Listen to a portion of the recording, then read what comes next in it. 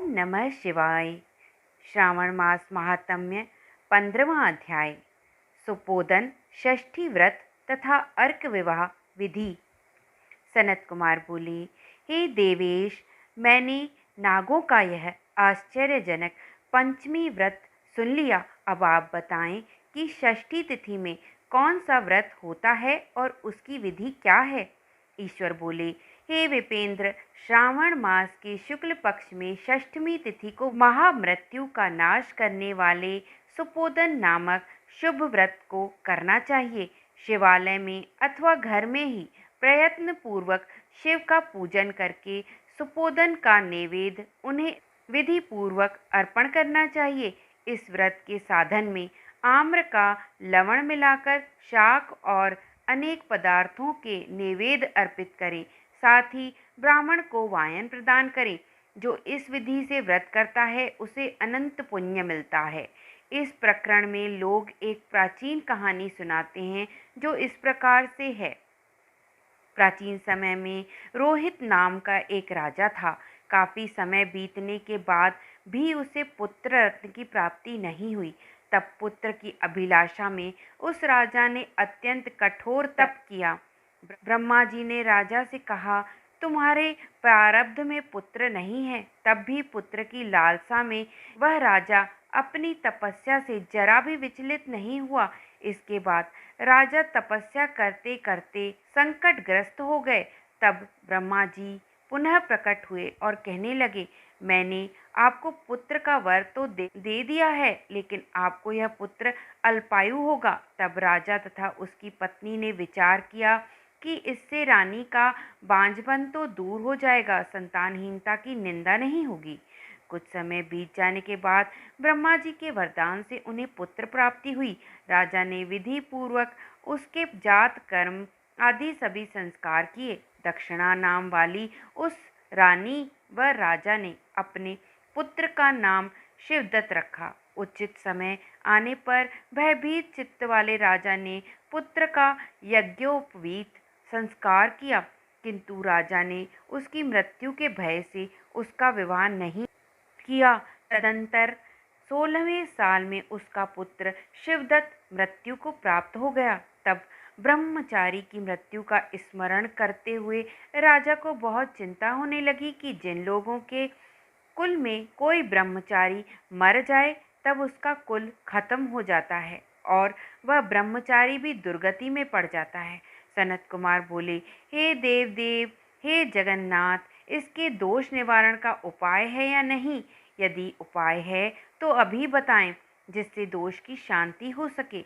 ईश्वर बोले, यदि कोई स्नातक अथवा ब्रह्मचारी मर जाए तो अर्क विधि से उसका विवाह कर देना चाहिए। इसके बाद उन दोनों ब्रह्मचारी तथा आक को परस्पर संयुक्त कर देना चाहिए। अब अर्क विवाह की विधि करते हैं। मृतक का गोत्र, नाम आदि लेकर देश काल का उच्चारण करके कर्ता कहे कि मैं मृत ब्रह्मचारी के दोष निवारण हेतु वैसर्गिक व्रत करता हूँ। सर्वप्रथम सुवर्ण से अभ्युदयक करके अग्नि स्थापन कर आधार होम करके चारों व्याहतियों ओम भूः ओम भूवः ओम स्वः ओम मः से हवन करना चाहिए। इसके बाद व्रत अनुष्ठान के उत्तम फल के निमित्त व्रतपति अग्नि के संपादनार्थ विश्व देवों के लिए घृत की आहुति डालें। इसके बाद स्विष्टकृत होम करके अविष्ट होम संपन्न करें। पुनः देश काल का उच्चारण करके इस प्रकार बोलें, मैं अर्क विवाह करूँगा। उसके बाद सुवर्ण से अभ्युदयक कृत्य करके अर्क शाखा तथा मृतक की देह को तेल तथा हल्दी से लिप्त करके पीले सूत से वेष्टित करें और पीले रंग के 2 वस्त्रों से उन्हें ढक दें। इसके बाद अग्नि स्थापन करें और विवाह विधि में प्रयुक्त योजक नामक अग्नि में आधार होम करें व अग्नि के लिए आज्य होम करें। उसके बाद चारों व्याहतियों से ओम भूः ओम भूवः ओम स्वः ओम वः बृहस्पति तथा कामदेव के लिए आहुति प्रदान करें। पुनः घृत से स्विष्टकृत होम करके संपूर्ण हवन कर्म समाप्त करें। उसके बाद आग की डाली तथा मृतक के शव को विधि पूर्वक जला दे। मृतक अथवा म्रियमाण के निमित्त 6 वर्ष तक इस व्रत का अनुष्ठान करना चाहिए। इस अवसर पर 30 ब्रह्मचारियों को नवीन कोपीन वस्त्र प्रदान करना चाहिए और हस्त प्रमाण अथवा कान तक लंबाई वाले दंड तथा कृष्ण मग चर्म भी प्रदान करने चाहिए। उन्हें चरण पादुका, छत्र, माला, गोपी चंदन, प्रवाल मणि की माला तथा अनेक आभूषण समर्पित करने चाहिए।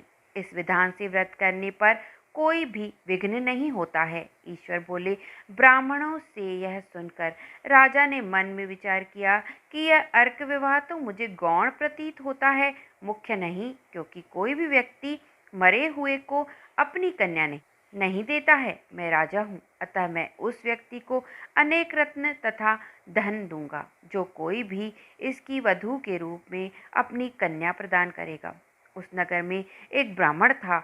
उस समय वह किसी दूसरे नगर में गया हुआ था।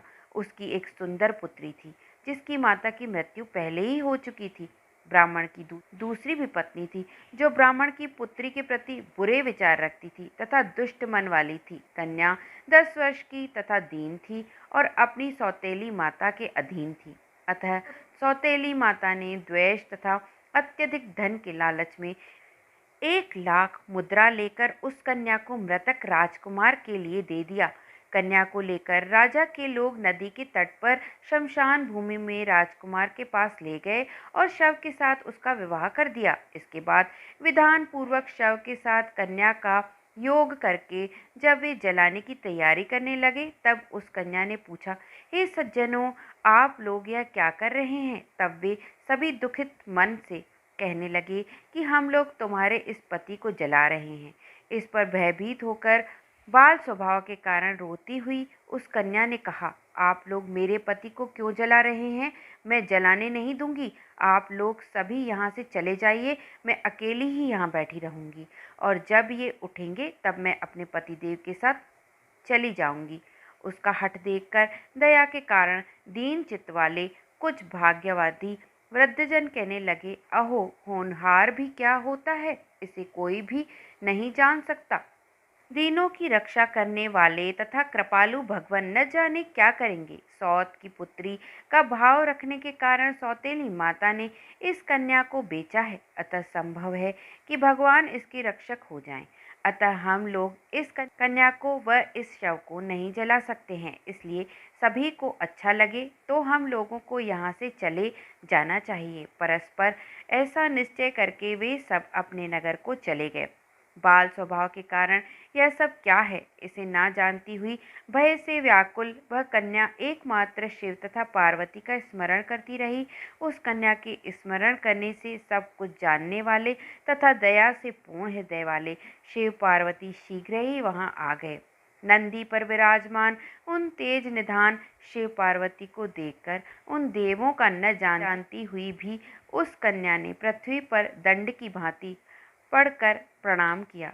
तब उसे आश्वासन प्राप्त हुआ कि पति से तुम्हारे मिलने का समय अब आ गया है। तब कन्या ने कहा कि मेरे पति अब जीवित नहीं होंगे।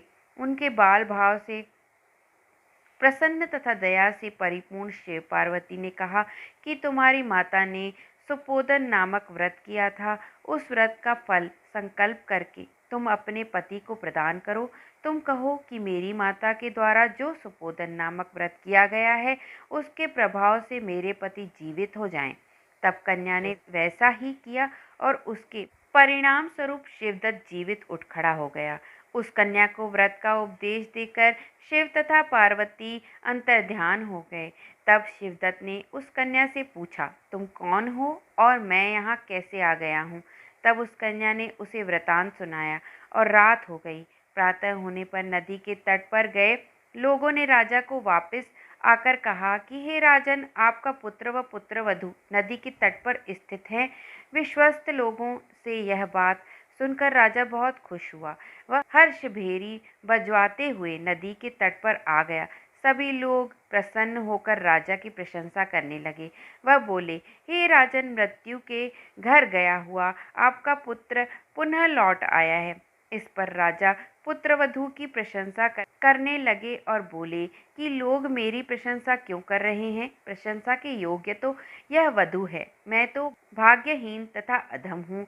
धन्य तो सौभाग्यशालिनी तो यह पुत्रवधू है, क्योंकि इसी के पुण्य प्रभाव से मेरा पुत्र जीवित हुआ है। इस प्रकार अपनी पुत्रवधू की प्रशंसा करके राजा ने दान तथा सम्मान के साथ श्रेष्ठ ब्राह्मणों का पूजन किया और ग्राम से बाहर ले जाए गए मृत व्यक्ति के पुनः ग्राम में प्रवेश कराने से संबंधित शांति की विधि को ब्राह्मणों के निर्देश पर विधि पूर्वक संपन्न किया। हे वत्स, इस प्रकार मैंने आपसे यह सुपोदन नामक व्रत कहा। इसे 5 वर्ष तक करने के अनंतर उद्यापन करना चाहिए। पार्वती तथा शिव की प्रतिमा का प्रतिदिन पूजन करना चाहिए और प्रातःकाल आम के पल्लवों के साथ चरु का होम करना चाहिए। साथ ही निवेद तथा वायन अर्पित करना चाहिए। मनुष्य यदि व्रत की बताई गई इस विधि के अनुसार आचरण करे तो वह दीर्घजीवी पुत्र प्राप्त करके मृत्यु के बाद शिवलोक जाता है। इस प्रकार श्री स्कंद पुराण के अंतर्गत ईश्वर सनत कुमार संवाद में श्रावण मास महात्म्य में सुपोदन षष्ठी व्रत कथन नामक 15वां अध्याय पूर्ण हुआ। धन्यवाद।